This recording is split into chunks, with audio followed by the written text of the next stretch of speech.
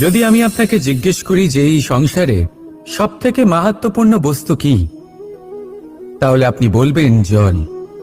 আর একদম ঠিক বলবেন। কিন্তু কোন কারণে? এই জন্য যে সে আমাদের জীবন দান করে? এই জন্য যে সে আমাদের তৃষ্ণা মেটায়?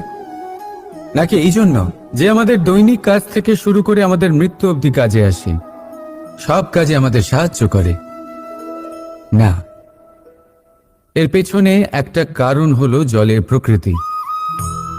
ভেবে দেখুন, সমুদ্রের এই জল সূর্যের তাপ সহ্য করে বাষ্পীভূত হয়, তারপর ওপরে গিয়ে মেঘে পরিণত হয়, তারপর সেই মেঘ রূপে প্রবাহিত হয়ে কোনো পর্বতের সাথে ধাক্কা খেয়ে বর্ষা হয়ে এই পৃথিবীতে বর্ষিত হয়। আর এই পৃথিবীর ধূলিকণা এর মাটিকে নিজের মধ্যে ধারণ করে।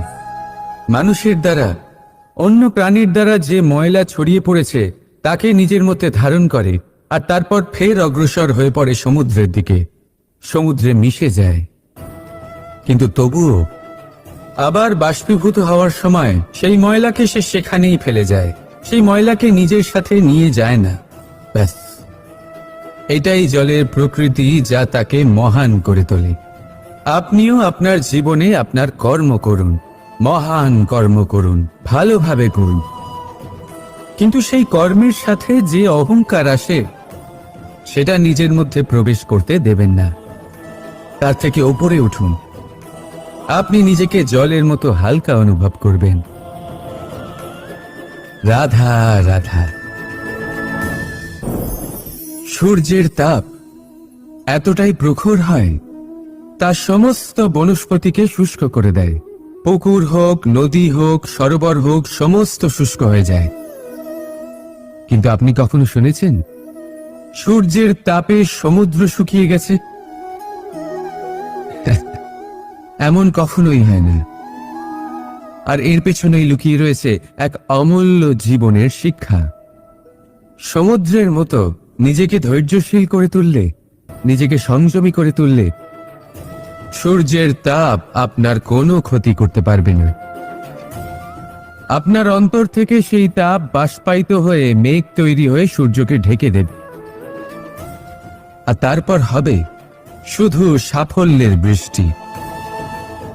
তাহলে আসুন আর আমার সাথে ধৈর্যের সাথে বলুন, রাধা রাধা।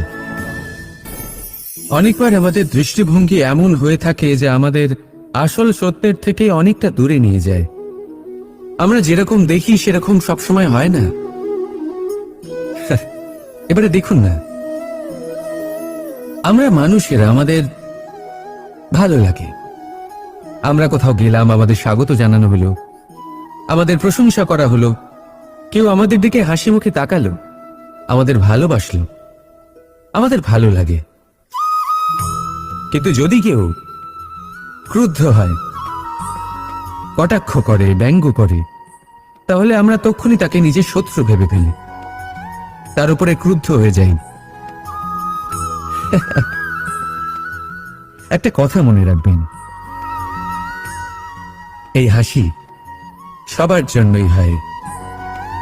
আপনি তাদেরকেও হাসি উপহার দিতে পারেন যাদের আপনি চেনেন, তাদেরও দিতে পারেন যাদের আপনি চেনেন না। ছোটদের দিতে পারেন, বড়দের দিতে পারেন, সবার জন্যই হলো এই হাসি।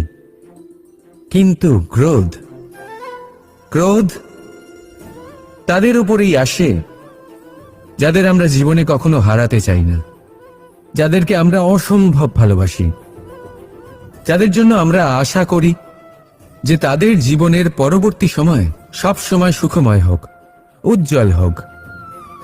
সেই জন্য আপনার জীবনের সমস্ত সেই ব্যক্তি যারা আপনার উপরে ক্রুদ্ধ হন, কটাক্ষ করেন, জরুরি নয় তিনি আপনার শত্রুই হবেন।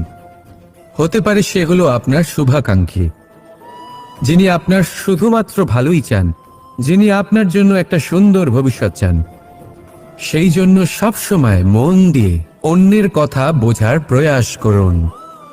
আপনি জানতে পারবেন তাদের কর্মের ধর্ম কি হতে পারে, আপনি জানতে পারবেন তাদের ক্রোধের মর্ম কি হতে পারে। রাধা রাধা।